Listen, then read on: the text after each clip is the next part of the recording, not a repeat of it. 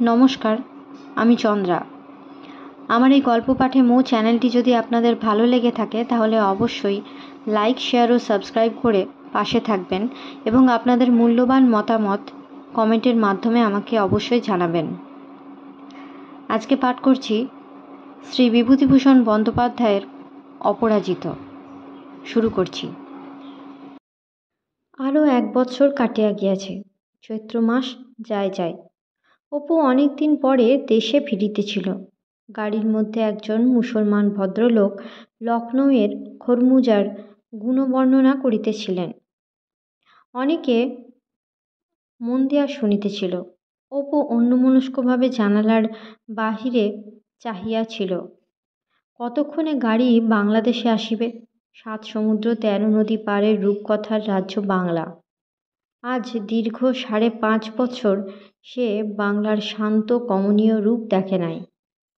এই বৈশাখে বাঁশের বনে বনে শুকনো বাঁশখোলার তলা বিছাইয়া পড়িয়া থাকা কাঞ্চন ফুলে ভরা শান বাঁধানো পুকুরের ঘাটে সদ্য স্নাত নতমুখী তরুণী মূর্তি, কলিকাতার মেষবাটি, দালানের রেলিংয়ের কাপড় মেলিয়া দেওয়া বাবুরা সব অফিসে, নিচের বালতিতে বৈকাল 3টার সময় কলের মুখ হইতে জল পড়িতেছে, এসব সুপরিচিত প্রিয় দৃশ্যগুলি আর একবার দেখিবার জন্য মন কি ছটফট না করিয়াছে গত 6 বছর। বাংলা ছাড়িয়া সে ভালো করিয়া বাংলা চিনিয়াছে, বুঝিয়াছে। কতক্ষণে বাংলাকে দেখা যাইবে আজ? সন্ধ্যা ঠিক 7টার সময়। রানীগঞ্জ ছাড়িয়া অনেক দূর আসিবার পরে বালুময় মাঠের মধ্যে সিঙ্গারন নদীর গ্রীষ্মের জল খররৌদ্রে শুকাইয়া গিয়াছে। দূর গ্রামের মেয়েরা আসিয়া নদী খাতের বালু খুঁড়িয়া সেই জলে কলসি ভর্তি করিয়া লইতেছে। একটি কৃষক বধূ জল ভরা কলসি কাঁখে রেলের ফটকের কাছে দাঁড়াইয়া গাড়ি দেখিতেছে। অপু দৃশ্যটা দেখিয়া পুলকিত হইয়া উঠিল। সারা শরীরে একটা অপূর্ব আনন্দ শিহরণ। কতদিন বাংলার মেয়ের এ পরিচিত ভঙ্গিটি সে দেখে নাই। চোখ মন জুড়াইয়া গেল। বর্তমান ছাড়াইয়া নিদাগ অপরাহ্নের ঘন ছায়ায় একটা অদ্ভুত দৃশ্য চোখে পড়িল। একটা ছোট পুকুর ফুটন্ত পদ্ম ফুলে একেবারে ভরা। ফুলে পাতায় জল দেখা যায় না। ওপারে বিচালি ছাওয়া গৃহস্থের বাটি। একটা প্রাচীন সজিনা গাছ জলের ধারে ভাঙিয়া পড়িয়া গিয়া গলিয়া খসিয়া যাইতেছে। একটা গোবর গাদা। আজ সারা দিনের আগুন বৃষ্টির পরে বিহার ও সাঁওতাল পরগনার বন্ধুর আগুন রাঙা ভূমিশ্রীর পরে ছায়াভরা পদ্মপুকুরটা যেন সারা বাংলার কমনীয় রূপের প্রতীত হইয়া তাহার চোখে দেখা দিল।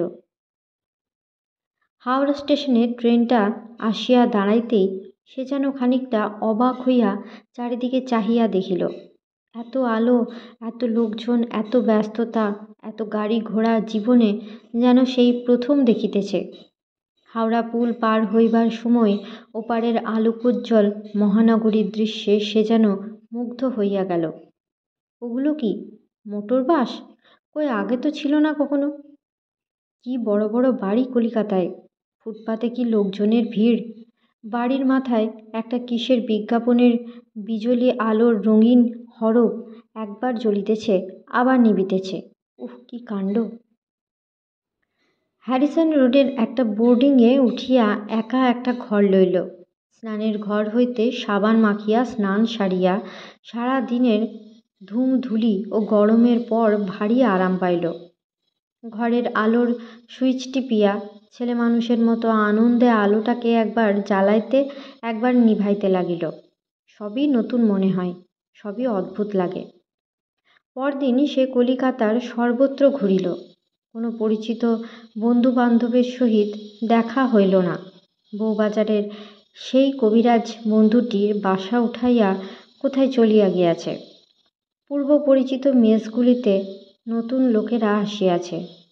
কলেজ স্কোয়ারের সেই পুরাতন চায়ের দোকানটি উঠিয়া গিয়াছে। সন্ধ্যার সময় সে একটা নতুন বাংলা থিয়েটারে গেল শুধু বাংলা গান শোনার লোভে। বেশি দামে টিকিট কিনিয়া রঙ্গমঞ্চের ঠিক সম্মুখের শাড়ির সামনে বসিয়া পুলকিত ও উৎসুক চোখে সে চারিদিকে দর্শকের ভিড়টা দেখিতেছিল। একটা অঙ্কের শেষে সে বাহিরে আসিল। ফুটপাথে একজন বুড়ি পান বিক্রি করিতেছে। অপুকে বলিল, বাবু পান নেবেন না? নেন না। অপু ভাবিল, সবাই মিঠে পান কিনছে বড় আয়নাওয়ালার দোকান থেকে, এ বুড়ির পান বোধহয় কেউ কেনে না। আহা, নি এর কাছ থেকে। সকলেরই উপর কেমন একটা করুণার ভাব, সবারই উপর কেমন একটা ভালোবাসা সহানুভূতির ভাব। অপুর মনের বর্তমান অবস্থায় বুড়ি পানওয়ালি হাত পাতিয়া 10টা টাকা চাহিয়া বসিলেও সে তৎক্ষণাৎ তাহা দিতে পারিত। দ্বিতীয় অঙ্কের শেষে সে বাহির হইয়া বুড়িটার কাছে পান কিনিতে যাইতেছে, এমন সময় পিছনের আসনের দিকে তাহার চোখ পড়িল। সে একটু আগাইয়া গিয়া কাঁধে হাত দিয়া বলিল, সুরেশ্বরদা চিনতে পারেন? কলিকাতায় প্রথম ছাত্রজীবনের সেই উপকারী বন্ধু সুরেশ্বরদার সঙ্গে একটি তরুণী মহিলা। সুরেশ্বর মুখের দিকে চাহিয়া বলিল, গুডনেস গ্রেসাস, আমাদের সেই অপূর্ব না? অপূর্ব হাসিয়া বলিল, কেন, সন্দেহ হচ্ছে নাকি? ওহ, কতদিন পরে আপনার সঙ্গে। ওহ, দেখে সন্দেহ হবার কথা বটে। মুখের চেহারা বদলেছে, রংটা একটু তামাটে, যদিও you are a handsome as ever. ও, তোমার সঙ্গে আলাপ করিয়ে দিই, ইনি আমার বেটার হাফ, আর ইনি আমার বন্ধু অপূর্ববাবু, কবি, ভাবুক, লেখক, ভবঘুরে অ্যান্ড হোয়াট নট। তারপর কোথায় ছিলে এতদিন? কোথায় ছিলুম না তা বরং জিজ্ঞেস করুন, in all sorts of place, তবে সভ্য জগৎ থেকে দূরে। 6 বছর পর কাল কলকাতায় এসেছি। ও ড্রপ উঠল বুঝি? এখন থাক, বলবো এখন। মোস্ট বাজে প্লে, তার চেয়ে চলো তোমার সঙ্গে বাইরে যাই। অপু বন্ধুকে সিগারেট দিয়া নিজের সিগারেট ধরাইতে ধরাইতে বলিল, আপনার এসব দেখে একঘেয়ে হয়ে গিয়েছে, তাই ভালো লাগছে না বোধ হয়। আমার চোখ দিয়ে যদি দেখতেন, তবে 6 বছর বনবাসের পর উড়িয়াদের রামযাত্রাও ভালো লাগতো। জানেন সুরেশ্বরদা, সেখানে আমার ঘর থেকে কিছু দূরে এক জায়গায় একটা গিরগিটি থাকতো। সেটা এবেলা ওবেলা রং বদলাতো। 2টি বেলা তার শখ করে দেখতে যেতুম। তাই ছিল একমাত্র তামাশা, তাই দেখে আনন্দ পেতুম। রাত 9:30 থিয়েটার ভাঙিল। তারপর সে থিয়েটার ঘর হইতে নিঃসৃত সুবেশ নরনারীর স্রোতের দিকে চাহিয়া রহিল। এই আলো, লোকজন, সাজানো দোকান পসার, এসব সে ছেলে মানুষের মতো আনন্দে চাহিয়া চাহিয়া দেখিতেছিল। স্ত্রীকে মানিকতলায় শ্বশুরবাড়িতে নামাইয়া দিয়া সুরেশ্বর অপুর সহিত কর্পোরেশন স্ট্রিটের এক রেস্তোরাঁয় গিয়া উঠিল। অপুর কথা সব শুনিয়া বলিল, এই 5 বছর ওখানে ছিলে, মন কেমন করতো না দেশের জন্য? Oh, at time I felt so terribly homesick for Bengal. শেষ 2 বছর দেশ দেখবার জন্য পাগল হয়েছিলুম। ফুটপাত বাহিয়া কয়েকটি ফিরিঙ্গি মেয়ে হাসি কলরব করিতে করিতে পথ চলিতেছে। অপু সাগ্রহে সেদিকে চাহিয়া রহিল। মানুষের গলার সুর মানুষের কাছে এত কাম্য হয়? রাস্তা ভরা লোকজন, মোটর গাড়ি, পাশের একটি একতলা বাড়িতে সাজানো গোছানো ছোট্ট ঘরে কয়েকটি সাহেবের ছেলেমেয়ে ছুটোছুটি করিয়া খেলা করিতেছে। সবই অদ্ভুত, সবই সুন্দর বলিয়া মনে হয়। আলোকোজ্জ্বল রেস্তোরাঁটায় অনবরত লোকজন ঢুকিতেছে, বাহির হইতেছে। মোটর হর্নের আওয়াজ, মোটর বাইকের শব্দ। একখানা রিক্সা গাড়ি ঠুং ঠুং করিতে করিতে চলিয়া গেল। অপু চাহিয়া চাহিয়া দেখিতেছিল, যেন এসব সে কখনো দেখে নাই। সুরেশ্বরকে বলিল, দেখুন জানালার ধারে এসে, ওই যে নক্ষত্রটা দেখছেন, আজ বছর ধরে ওটাকে উঠতে দেখেছি ঘন বন জঙ্গল ভরা পাহাড়ের মাথার উপরে। আজ ওটাকে হোয়াইটওয়ে লেডারের বাড়ির মাথার উপরে উঠতে দেখে কেমন নতুন নতুন ঠেকছে। এই তো 9:45 রাত। এ সময় গত 5 বছর শুধু আমি জঙ্গল, পাহাড় আর ভেড়িয়ার ডাক, কখনো কখনো বাঘের ডাকও। আর কি লোনলিনেস! শহরে বসে সেসব বোঝাই যাবে না। সুরেশ্বরও নিজের কথা বলিল, চট্টগ্রাম অঞ্চলে কোনো কলেজের অধ্যাপক বিবাহ করিয়াছে কলিকাতায়। সম্প্রতি শালীর বিবাহ উপলক্ষে আসিয়াছে। বলিল, দেখো ভাই, তোমার ও জীবন একবার আস্বাদ করতে ইচ্ছা হয়, কিন্তু তখন কি জানতুম বিয়ে এমন জিনিস হয়ে দাঁড়াবে। যদি কিছু করতে চাও জীবনে, বিয়ে করো না কখনো, বলে দিলুম। বিয়ে করনি তো? অপু হাসিয়া বলিল, ওহ, আমি ভাবছি আপনার এ লেকচার যদি বৌদি শুনতেন। না না, শোনো, সত্যি বলছি। সে 1915 সালের সুরেশ্বর আর নই আমি। সংসারের হাঁড়ি কাঠে যৌবন গিয়েছে, শক্তি গিয়েছে, স্বপ্ন গিয়েছে, জীবনটা বৃথা খুইয়েছি। কত কি করবার ইচ্ছে ছিল। ওহ, যেদিন MA ডিপ্লোমাটা নিয়ে কনভোকেশন হল থেকে বেরুলাম, মনে আছে, মাঘের শেষ, গোলদিঘির দেবদারু গাছের নতুন পাতা গজিয়েছে, সবে দক্ষিণা হাওয়া শুরু হয়েছে। গাউন সমেত এক দোকানে গিয়ে ফটো উঠালুম। কি খুশি! মনে হলো সারা পৃথিবীটা আমার পায়ের তলায়। ফটোখানা আজও আছে। চেয়ে দেখে ভাবি কি ছিলুম আর কি হয়ে দাঁড়িয়েছি। পাড়াগাঁয়ের কলেজে 324 দিন একই কথা আওড়াই, দলাদলি করি, প্রিন্সিপালের মন জোগাই, স্ত্রীর সঙ্গে ঝগড়া করি, ছেলেদের ডাক্তার দেখাই, এর মধ্যে মেয়ের বিয়ের ভাবনাও ভাবি। না না, তুমি হেসো না, এসব ঠাট্টা নয়। অপু বলিল, এত সেন্টিমেন্টাল হয়ে পড়লেন কেন হঠাৎ সুরেশ্বরদা? এক পেয়ালা কফি? না না, তোমাকে পেয়ে সব বললুম, কারুর কাছে বলি নে, কে বুঝবে। তারা সবাই দেখছে দিব্যি চাকরি করছি, মাইনে বাড়ছে, তবে তো বেশি আছি। আমি যে মরে যাচ্ছি তা কেউ বুঝবে না। রেস্তোরাঁ হইতে বাহির হইয়া পরস্পর বিদায় লইল। অপু বলিল, জানেন তো, বলেছে, in each of us a child has lived and a child has died, a child of promise who never grew. কিন্তু জীবনটা অদ্ভুত জিনিস সুরেশ্বরদা, অত সহজে তাকে উড়িয়ে দেওয়া চলে না। আচ্ছা আসি, বড় আনন্দ পেলুম আজ। যখন প্রথম কলকাতায় পড়তে আসি, জায়গা ছিল না, তখন আপনারা জায়গা দিয়েছিলেন, সে কথা ভুলিনি এখনো। দিন দুপুর পর্যন্ত সে ঘুমাইয়া কাটাইল। বৈকালের দিকে ভবানীপুরে লীলার মামার বাড়ি গেল। অনেক দিন সে লীলার কোনো সংবাদ জানে না। দূর হইতে লাল ইটের বাড়িটা চোখে পড়িতেই একটা আশা ও উদ্বেগে বুক ঢিপ ঢিপ করিয়া উঠিল। লীলা এখানে আছে না নাই? যদি গিয়া দেখে সে আছে। সেই একদিন দেখা হইয়াছিল অপর্ণার মৃত্যুর পূর্বে। আজ 8 বৎসর হইতে চলিল, এই দীর্ঘ সময়ের মধ্যে আর কোনো দিন দেখা হয় নাই।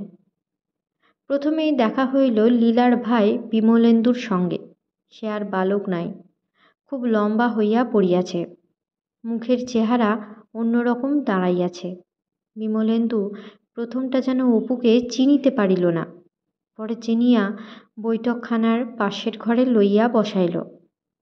2-5 মিনিট এ কথা ও কথার পরে অপু যত দূর সম্ভব সহজ স্বরে বলিল, তারপর তোমার দিদির খবর কি, এখানে না শ্বশুরবাড়ি? বিমলেন্দু কেমন একটা আশ্চর্য সুরে বলিল, ও আসুন আমার সঙ্গে, চলুন। কেমন একটা অজানা আশঙ্কায় অপুর মন ভরিয়া উঠিল। ব্যাপার কি? একটু পরে গিয়া বিমলেন্দু রাস্তার মোড়ে দাঁড়াইয়া নিচু স্বরে বলিল, দিদির কথা কিছু শোনেননি আপনি? অপু উদ্বিগ্ন মুখে বলিল, না, কি লীলা আছে তো?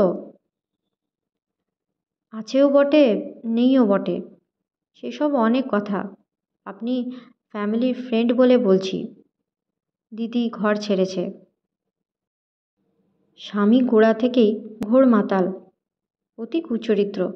বেন্টিং স্ট্রিটের এক ইহুদি মেয়েকে নিয়ে বাড়াবাড়ি আরম্ভ করে দিলে, তাকে নিজের বাসাতে রাত্রে নিয়ে যেতে শুরু করলে। দিদিকে জানেন তো, তেজি মেয়ে, এসব সহ্য করার পাত্রী নয়। সেই রাত্রেই ট্যাক্সি ডাকিয়ে পদ্মপুকুরে চলে আসে নিজের ছোট মেয়েটাকে নিয়ে। মাস 2 পর একদিন দাদাবাবু এলো, মেয়েকে সিনেমা দেখাবার ছুতো করে নিয়ে গেল জব্বলপুরে। আর দিদির কাছে পাঠায় না। তারপর দিদি যা করেছে, সে যে আবার দিদি করতে পারত তা কখনো কেউ ভাবেনি। হীরক সেনকে মনে আছে? সেই যে ব্যারিস্টার হীরক সেন, আমাদের এখানে পার্টিতে দেখেছেন অনেকবার। সেই হীরক সেনের সঙ্গে দিদি একদিন নিরুদ্দেশ হয়ে গেল। 1 বছর কোথায় রইল। আজকাল ফিরে এসেছে, কিন্তু হীরক সেনকে ছেড়েছে। একা আলিপুরে বাড়ি ভাড়া নিয়ে থাকে। এ বাড়িতে তার নাম আর করার উপায় নেই। মা কাশীবাসিনী হয়েছেন, আর আসবেন না। কথা শেষ করিয়া বিমলেন্দু নিজেকে একটু সংযত করার জন্যই বোধহয় একটু চুপ করিয়া রহিল। পরে বলিল, হীরক সেন কিছু না, এ শুধু তার একটা শোধ তোলা মাত্র। সেন তো শুধু উপলক্ষ। আচ্ছা, তবে আসি অপূর্ববাবু, এখন কিছুদিন থাকবেন তো এখানে? বিমলেন্দু চলিয়া যায় দেখিয়া অপু কথা খুঁজিয়া পাইল।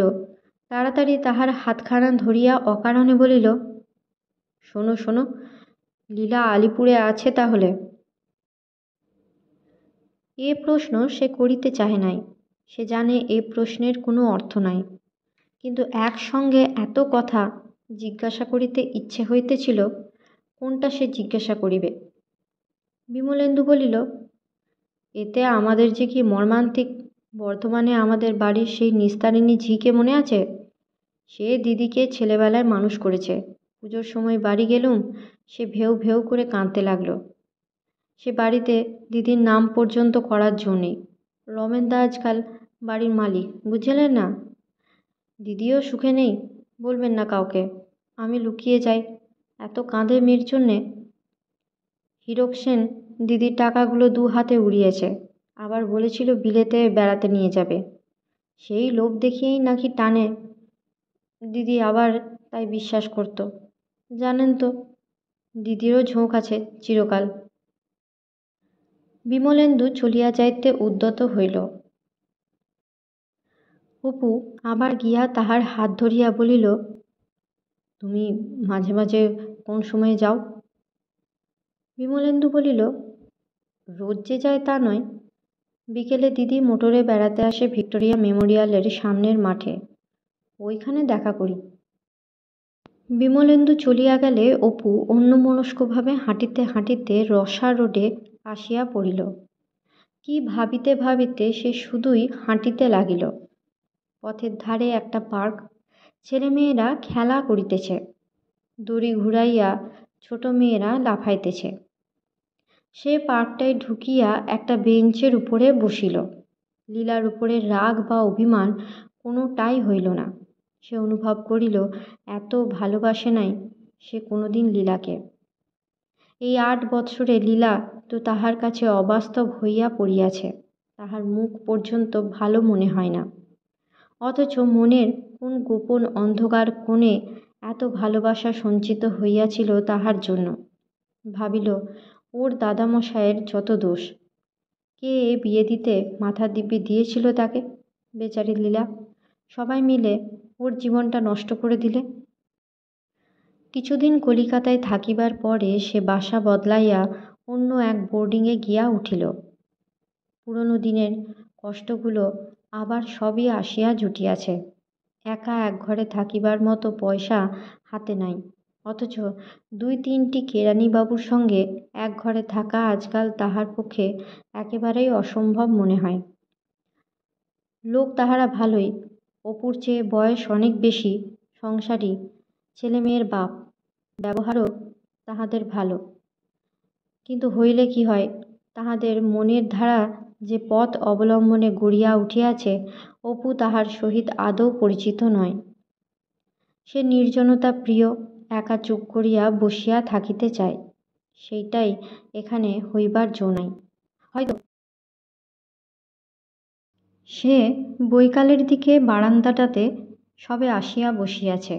কেশববাবু হুঁকা হাতে পেছন হইতে বলিয়া উঠিলেন, এই যে অপূর্ববাবু, একাটি বসে আছেন?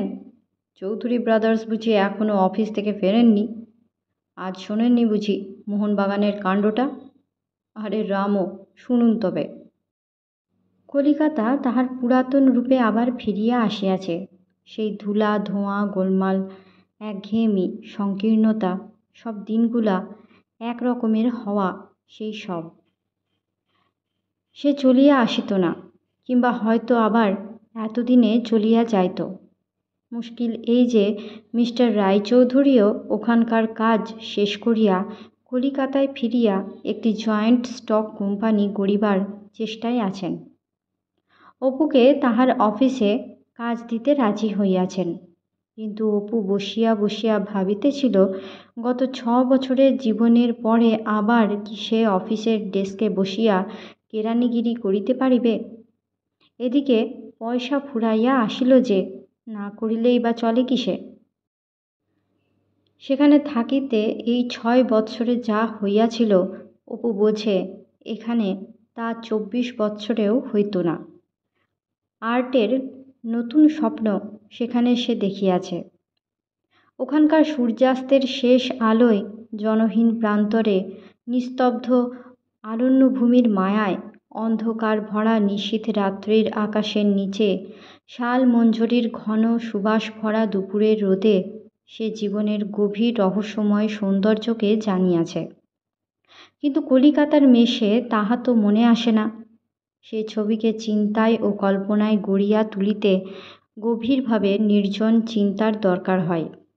সেইটাই তাহার হয় না এখানকার মেষ জীবনে।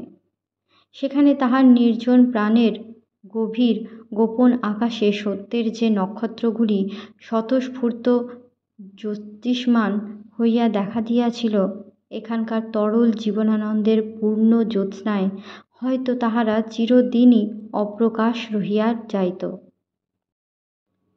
মনে আছে সে ভাবিয়াছিল, ওই সৌন্দর্যকে, জীবনের ওই অপূর্ব রূপকে সে যতদিন কালি কলমে বন্দি করিয়া 10 জনের চোখের সামনে না ফুটাইতে পারিবে, ততদিন সে কিছুতেই ক্ষান্ত হইবে না। আর একদিন সেখানে সে কি অদ্ভুত শিক্ষাই না পাইয়াছিল। ঘোড়া করিয়া বেড়াইতেছিল। এক জায়গায় বনের ধারে ঝোপের মধ্যে অনেক লতা গাছে গা লুকাইয়া একটা তেলাকুচা গাছ। তেলাকুচা বাংলার ফুল। অপরিচিত মহলে একমাত্র পরিচিত বন্ধু। সেখানে দাঁড়াইয়া গাছটাকে দেখিতে বড় ভালো লাগিতেছিল। তেলাকুচা লতার পাতাগুলো সব শুকাইয়া গিয়াছে। কেবল অগ্রভাগে ঝুলিতেছিল একটা আধ পাকা ফল। তারপর দিনের পর দিন সে ওই লতাটার মৃত্যু যন্ত্রণা লক্ষ্য করিয়াছে। ফলটা যতই পাকিয়া যাইতেছে, বোঁটার গোড়ায় যে অংশ সবুজ ছিল সেটুকু যতই রাঙা সিঁদুরের রং হইয়া উঠিতেছে, লতাটা ততই দিন দিন হলদে শীর্ণ হইয়া শুকাইয়া আসিতেছে। একদিন দেখিল গাছটা সব শুকাইয়া গিয়াছে, ফলটাও বোঁটা শুকাইয়া গাছে ঝুলিতেছে, তুলতুলে পাকা, সিঁদুরের মতো টুকটুকে রাঙা। যে কোনো পাখি, বনের বাঁদর কি কাঠবেড়ালির অতি লোভনীয় আহার্য। যে লতাটা এত দিন ধরিয়া 9 কোটি মাইল দূরের সূর্য হইতে তাপ সংগ্রহ করিয়া, চারিপাশের বায়ুমণ্ডল হইতে উপাদান লইয়া, মৃত জড় পদার্থ হইতে এ উপাদেয় খাবার তৈয়ারি করিয়াছিল, তাহার জীবনের উদ্দেশ্য শেষ হইয়া গিয়াছে। ওই পাকা টুকটুকে ফলটাই তাহার জীবনের চরম পরিণতি। ফলটা পাখিতে কাঠবিড়ালিতে খাইবে, এজন্য গাছটাকে তাহারা ধন্যবাদ দিবে না। তেলাকুচা লতাটা অজ্ঞাত, অখ্যাতই থাকিয়া যাইবে। তবুও জীবন তাহার সার্থক হইয়াছে। ওই টুকটুকে ফলটাতে ওর জীবন সার্থক হইয়াছে। যদি ফলটা কেউ নাই খায়, তাহাতেও ক্ষতি নাই। মাটিতে ঝরিয়া পড়িয়া আরও কত তেলাকুচার জন্ম ঘোষণা করিবে, আরও কত লতা, কত ফুল ফল, কত পাখির আহার্য।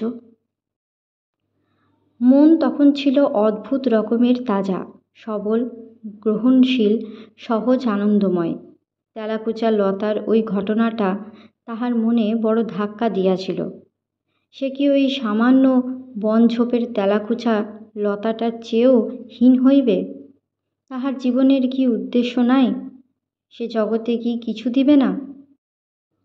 সেখানে কতদিন শালবনের ছায়ায় পাথরের উপরে বসিয়া দুপুরে এ প্রশ্ন মনে জাগিয়াছে।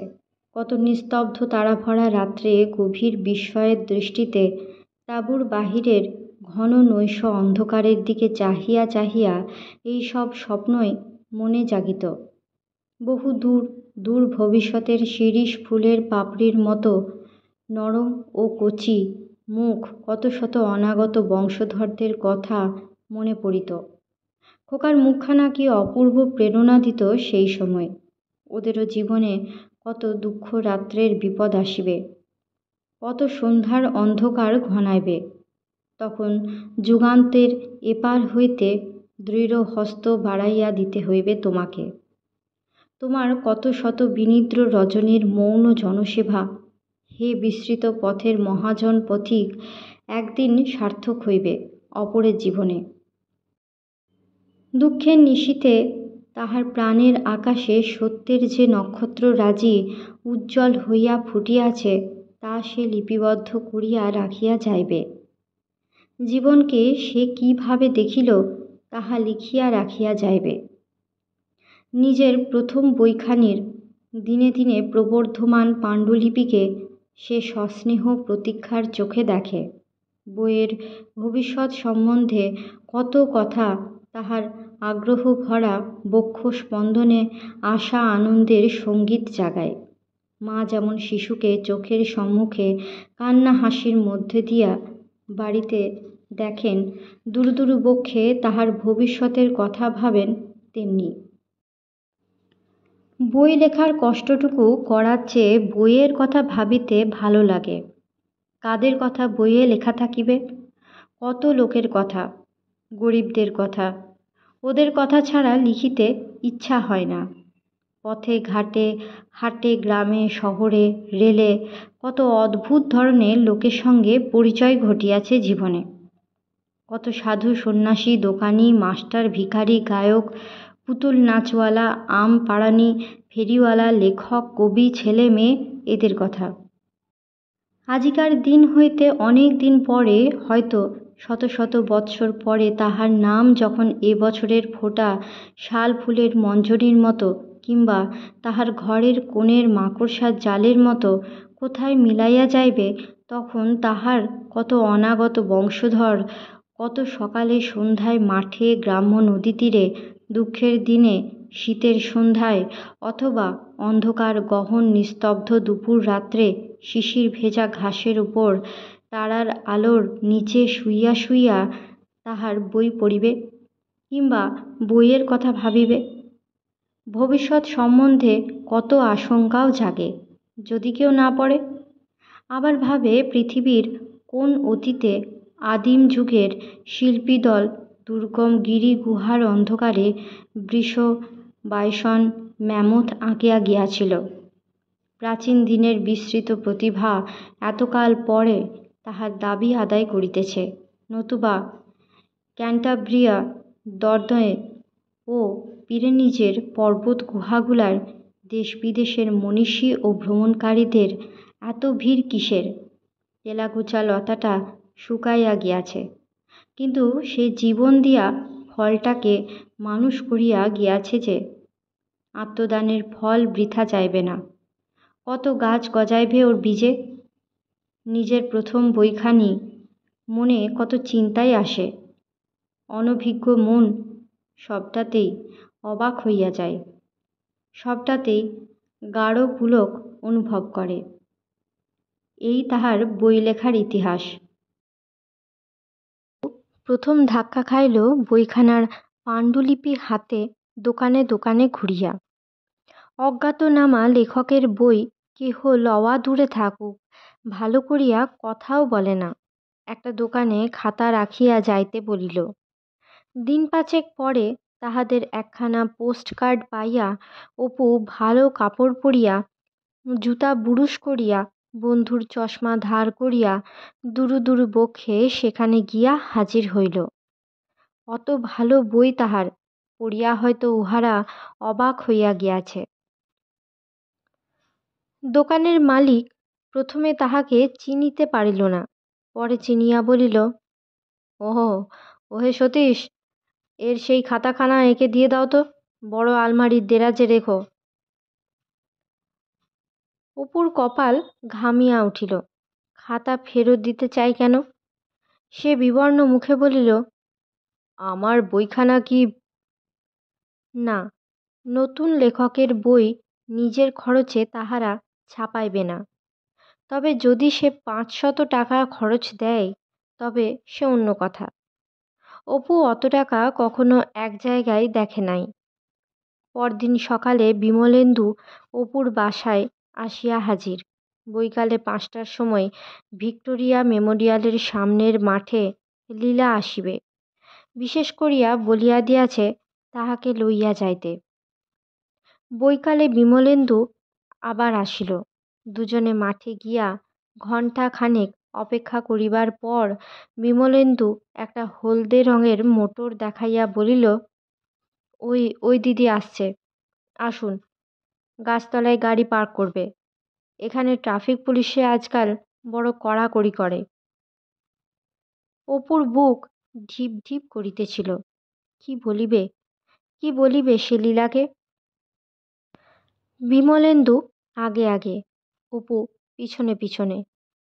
লীলা গাড়ি হইতে নামে নাই।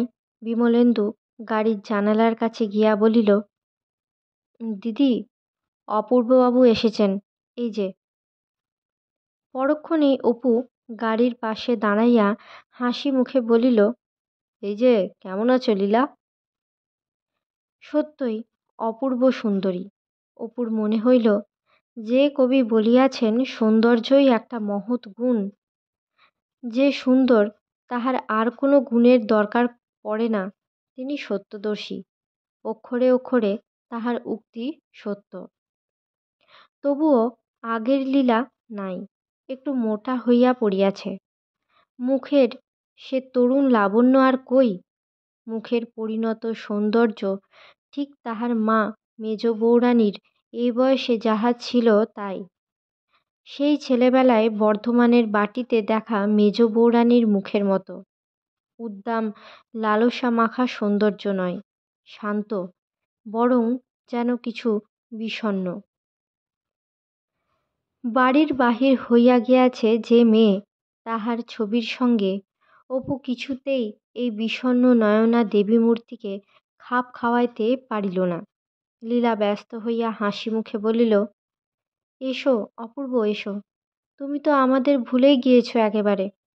উঠে এসে বসো, চলো তোমাকে একটু বেরিয়ে নিয়ে আসি। শোভা সিং, লেখ। লীলা মধ্যে বসিল, ওপাশে বিমলেন্দু, এপাশে অপু। অপুর মনে পড়িল, বাল্যকাল ছাড়া লীলার এত কাছে সে আর কখনো বসে নাই। বারবার লীলার মুখের দিকে চাহিয়া চাহিয়া দেখিতেছিল। এতকাল পরে লীলাকে আবার এত কাছে পাইয়াছে। বারবার দেখিয়াও যেন তৃপ্তি হইতেছিল না। লীলা অনর্গল বকিতেছিল, নানা রকম মোটর গাড়ির তুলনামূলক সমালোচনা করিতেছিল। মাঝে মাঝে অপুর সম্বন্ধে এটা ওটা প্রশ্ন করিতেছিল। লেক দেখিয়া অপু কিন্তু নিরাশ হইল। সে মনে মনে ভাবিল, এই লেক, এরই এত নাম, এ কলকাতার বাবুদের ভালো লাগতে পারে ভারী তো। লীলা আবার এরই এত সুখ্যাতি করছিল। আহা, বেচারি কলকাতা ছেড়ে বিশেষ কোথাও তো যায়নি। লীলা পাছে অপ্রতিভ হয় এই ভয়ে সে নিজের মতটা আর ব্যক্ত করিল না। একটা নারিকেল গাছের তলায় বেঞ্চি পাতা, সেখানে দুজনে বসিল। বিমলেন্দু মোটর লইয়া লেক ঘুরিতে লাগিল। লীলা হাসি মুখে বলিল, তারপর তুমি নাকি দিগ্বিজয়ে বেরিয়েছিলে? তোমার শ্বশুরবাড়ির দেশে গিয়েছিলুম, জব্বলপুরের কাছে। বলিয়া ফেলিয়া অপু ভাবিল, কথাটা বলা ভালো হয় নাই, হয়তো লীলার মনে কষ্ট হইবে। ছি। কথাটা ঘুরাইয়া ফেলিয়া বলিল, আচ্ছা, ওই দ্বীপ মতো ব্যাপারগুলো, ওতে যাবার পথ নেই? সাঁতার দিয়ে যাওয়া যায়, তুমি তো ভালো সাঁতার জানো না। ওসব কথা থাক। এতদিন কোথায় ছিলে, কি করছিলে বলো? তোমাকে দেখে আজ এত খুশি হয়েছি। আমার বাসায় এসো আলিপুরে, চা খাবে? একটু তামাটে রং হয়েছে কেন? রোদে ঘুরে ঘুরে বুঝি? আচ্ছা, আমার কথা তোমার মনে ছিল? অপু একটু হাসিল। কোনো নাটুকে ধরনের কথা সে মুখে বলিতে পারে না। আর এই সময়ের যত মুখচোরা রোগ আসিয়া জোটে।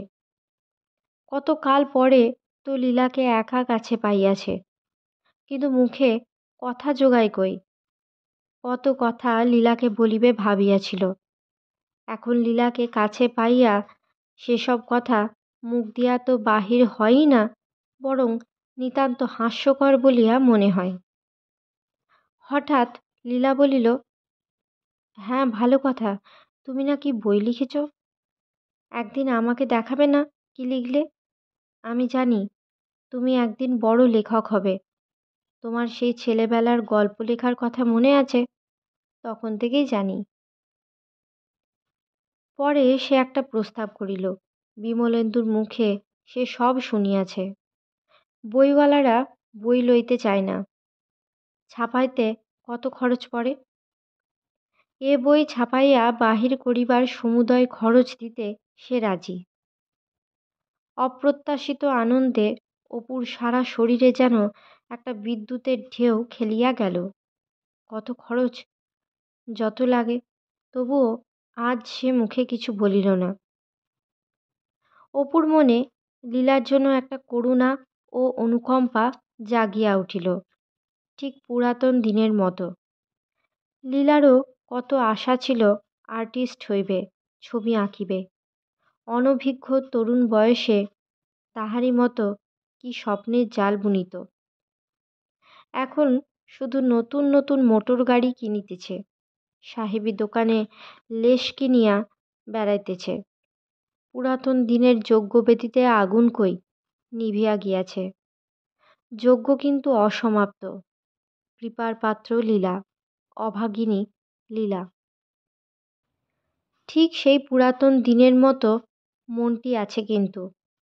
তাহাকে সাহায্য করিতে মায়ের পেটের মমতাময়ী বোনের মতো হাত বাড়াইয়া দিয়াছে অমনি। শৈশব তাহার বন্ধু। তাহার সম্বন্ধে অন্তত ওর মনের তারটি খাঁটি সুরেই বাজিল চিরদিন। এখানেও হয়তো করুণা, মমতা, অনুকম্পা। ওদেরই বাড়িতে না তাহার মা ছিল রাঁধুনি? কে জানে, হয়তো কোনো শুভ মুহূর্তে তাহার হীনতা, দৈন্য, অসহায় বাল্যজীবন বড়লোকের মেয়ে লীলার কোমল বাল্য মনে ঘা দিয়াছিল, সহানুভূতি, করুণা, মমতা জাগাইয়াছিল। সকল সত্যকার ভালোবাসার মশলা এরাই। এরা যেখানে নাই, ভালোবাসা সেখানে মাদকতা আনিতে পারে, মোহ আনিতে পারে, কিন্তু চিরস্থায়িত্বের স্নিগ্ধতা আনে না।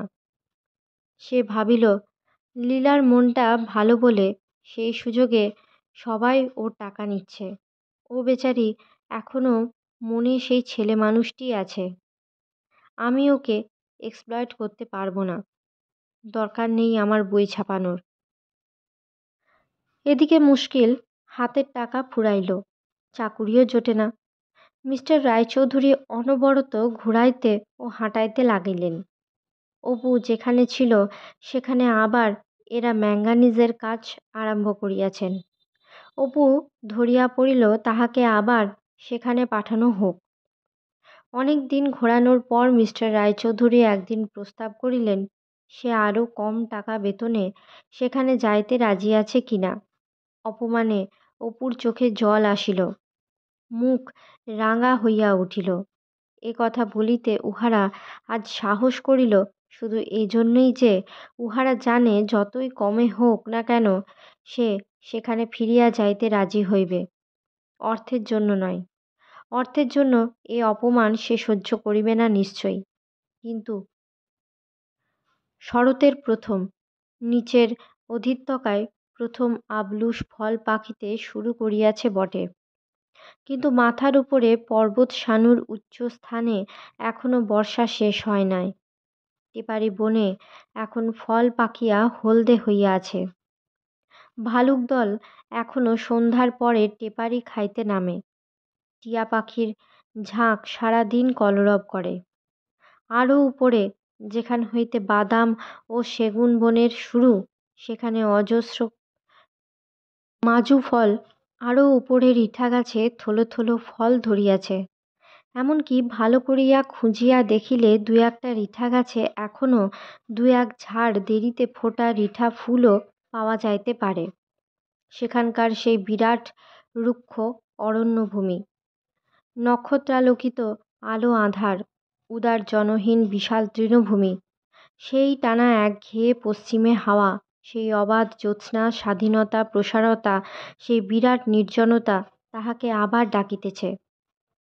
এক এক সময় তাহার মনে হয় কানাডায়, অস্ট্রেলিয়ায়, নিউজিল্যান্ডে, আফ্রিকায় মানুষ প্রকৃতির এই মুক্ত সৌন্দর্যকে ধ্বংস করিতেছে সত্য, গাছপালাকে দূর করিয়া দিতেছে বটে, কিন্তু প্রকৃতি একদিন প্রতিশোধ লইবে। ট্রপিক্সের অরণ্য আবার জাগিবে, মানুষকে তাহারা তাড়াইবে, আদিম অরণ্যানী আবার ফিরিবে। ধরা বিদ্রাবনকারী সভ্যতা দর্পী মানুষ যে স্থানে সাম্রাজ্য স্থাপন করিয়াছে, পর্বতমালার নাম দিয়াছে নিজের দেশের রাজার নামে, হ্রদের নাম দিয়াছে রাজমন্ত্রীর নামে, ওর শুশুক পাখি, শিল, বলগা হরিণ, ভালুককে খুন করিয়াছে, তেল ব্যবসা, চামড়ার লোভে ওর মহিমাময় পাইন অরণ্য ধূলিসাৎ করিয়া কাঠের কারখানা খুলিয়াছে, এসবের প্রতিশোধ একদিন আসিবে। এ যেন এমন একটা শক্তি যা বিপুল বিশাল বিরাট, অসীম ধৈর্যের ও গাম্ভীর্যের সহিত সে সংহত শক্তিতে চুপ করিয়া অপেক্ষা করিতেছে, কারণ সে জানে তাহার নিজ শক্তির বিপুলতা। অপু একবার ছিন্দওয়ালা জঙ্গলে একটা খনির সাইডিং লাইন তৈরি হওয়ার সময়ে অরণ্যভূমির তপস্যা স্তব্ধ দূরদর্শী রুদ্রদেবের মতো এই মৌন গম্ভীর ভাব লক্ষ্য করিয়াছিল। ওই শক্তিটা ধীরভাবে শুধু সুযোগ প্রতীক্ষা করিতেছে মাত্র। অপুর কিন্তু চাকরি হইল না। এবার একা মিস্টার রায়চৌধুরীর হাত নয়, জয়েন্ট স্টক কোম্পানির অন্যান্য ডাইরেক্টররা নাকি রাজি হইল না। হয়তোবা তাহারা ভাবিল, এ লোকটার সেখানে ফিরিবার এত আগ্রহ কেন? পুরনো লোক, চুরির সুলুক সন্ধান জানে, সেই লোভেই যাইতেছে। তাছাড়া ডাইরেক্টররাও মানুষ, তাহাদেরও প্রত্যেকেরই বেকার ভাগ্নে, ভাইপো, শালির ছেলে আছে। সে ভাবিল, চাকরি না হয় বইখানা বাহির করিয়া দেখিবে চলে কিনা। মাসিক পত্রিকায় দু একটা গল্পও দিল, একটা গল্পের বেশ নাম হইল, কিন্তু টাকা কেহ দিল না। হঠাৎ তাহার মনে হইল অপর্ণার গহনাগুলি শ্বশুরবাড়িতে আছে, সেগুলি সেখান হইতে এই 7-8 বৎসর সে আনে নাই, সেগুলি বেচিয়া তো বই বাহির করার খরচ জোগাড় হইতে পারে। এই সহজ উপায়টা কেন এতদিন মাথায় আসে নাই? সে লীলার কাছে আরও কয়েকবার গেল, কিন্তু কথাটা প্রকাশ করিল না। উপন্যাসের খাতাখানা লইয়া গিয়া পড়িয়া শোনাইল। লীলা খুব উৎসাহ দেয়। একদিন লীলা হিসাব করিতে বসিল, বই ছাপাইতে কত লাগিবে। অপু ভাবিল, অন্য কেউ যদি দিত হয়তো নিতুম, কিন্তু লীলা বেচারির টাকা নেব না। একদিন সে হঠাৎ খবরের কাগজে তাহার সেই কবিরাজ বন্ধুটির ঔষধের দোকানের বিজ্ঞাপন দেখিতে পাইল। সেই দিনই সন্ধ্যার পর সে ঠিকানা খুঁজিয়া সেখানে গেল। সুকিয়া স্ট্রিটের একটা গলিতে দোকান। বন্ধুটি বাহিরে বসিয়াই ছিল। দেখিয়া বলিয়া উঠিল, বাহ, তুমি তুমি বেঁচে আছো দাদা? অপু হাসিয়া বলিল, ওহ, কম খুঁজিনি তোমায়, ভাগ্যিস আজ তোমার শিল্পাশ্রমের বিজ্ঞাপনটা চোখে পড়ল, তাই তো এলুম। তারপর কি খবর বলো? দোকানের আসবাবপত্র দেখে মনে হচ্ছে অবস্থা ফিরিয়ে ফেলেছ। বন্ধু খানিকটা চুপ করিয়া রহিল, খানিকটা এই গল্প ও গল্প করিল, পরে বলিল, এসো, বাসায় এসো। ছোট সাদা রঙের দোতলা বাড়ি, নিচের উঠানে একটা টিনের শেডের তলায় 8-10টি লোক কি সব জিনিস প্যাক করিতেছে, লেবেল আঁটিতেছে। অন্যদিকে একটা কল ও চৌবাচ্চা, আর একটা টিনের শেডে গুদাম। উপরে উঠিয়ায় একটা মাঝারি হলঘর, দুপাশে দুটা ছোট ছোট ঘর, বেশ সাজানো। একটা সেট টমাসের বড় ক্লক ঘড়ি দালানে টকটক করিতেছে। বন্ধু ডাকিয়া বলিল, ওরে বিন্দু, শোন, তোর মাকে বল এখনই 2 পেয়ালা চা দিতে। অপু উৎসুকভাবে বলিল, তার আগে একবার বউ ঠাকরুনের সঙ্গে দেখাটা করি। বিন্দুকে বলো তাকে এদিকে একবার আসতে বলতে, নাকি এখন অবস্থা ফিরেছে বলে তিনি আর আমার সঙ্গে দেখাই করবেন না। কবিরাজ বন্ধু ম্লান মুখে চুপ করিয়া রহিল। পরে নিম্ন সুরে, অনেকটা যেন আপন মনেই বলিল, সে আর তোমার সঙ্গে দেখা করবে না ভাই, তাকে আর কোথায় পাবে? রমলা আর সে দুজনেই ফাঁকি দিয়েছে। অপু অবাক মুখে তাহার দিকে চাহিয়া বসিয়া রহিল। এক মাঘে রমলা গেল, পরের শ্রাবণে সে গেল। ওহ, সে কি সোজা কষ্ট দিয়েছে ভাই! তখন ওদিকে কাবুলির দেনা, এদিকে মহাজনের দেনা, বাড়িতে জমে মানুষের টানাটানি চলছে। তোমার কথা কত বলতো। এই শ্রাবণে 5 বছর হয়ে গিয়েছে। তারপরে বিয়ে করব না করব না, আজ বছর 3 হলো বদ্যিবাটিতে। তারপর বন্ধুর কথায় নতুন বউ চা ও খাবার লইয়া অপুর সামনেই আসিল। শ্যামবর্ণ স্বাস্থ্যবতী কিশোরী মেয়েটি, চোখ মুখ দেখিয়া মনে হয় খুব চটপটে, চতুর।